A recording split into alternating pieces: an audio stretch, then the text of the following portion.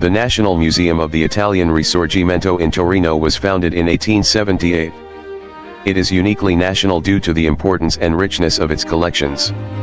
It is located in the heart of Torino, in Palazzo Carignano, and has been an official UNESCO site since 1997. The palace building houses the original seat of the Chamber of Deputies of the Subalpine Parliament, dated 1848. Today it is a modern, interactive, multimedia museum which offers its visitors a one-of-a-kind experience.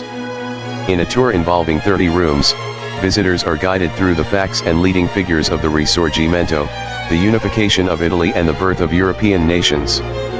From the grand revolutions of the 1700s right up to the brink of the First World War, side by side with the more traditional political and military aspects, the tour blends in stories about society, culture, art, technique, and mentality.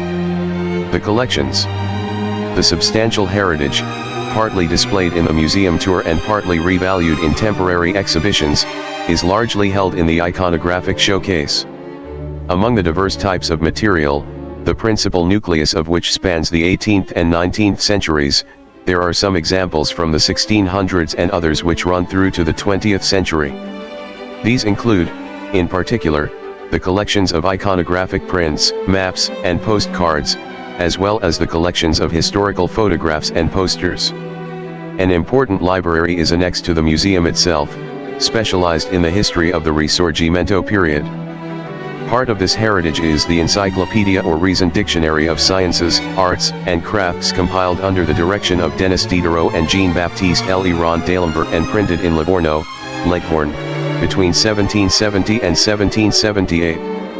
This library is particularly interesting because it contains some of the most important periodicals published in the 19th century.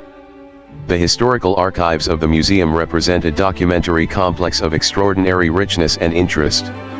The main body is dated between the 18th and 19th centuries and includes documents deriving from the 13th to the 15th centuries and running up to the Second World War and the Resistance. Flanked by authentic archival collections relating to men and women, politicians, soldiers, patriots, families, and institutions, documents are stored which give evidence of the taste for collections from those times. The typology of the finds present is very varied: weapons, banners, uniforms, printed documents, and manuscripts, and figurative works. The place of honor is certainly represented by the Chamber of Deputies of the Subalpine Parliament, a national monument since 1898 and the only original example in the world of the parliamentary halls established after the revolutions of 1848.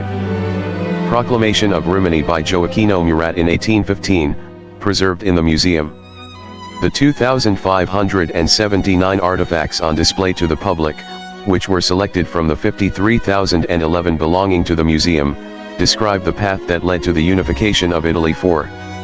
There are also references to other European nations that acquired independence in the 19th century, experiencing a period comparable to that of the Italian Risorgimento. There are exhibition itineraries for the disabled aimed at the blind, the visually impaired and the hearing impaired.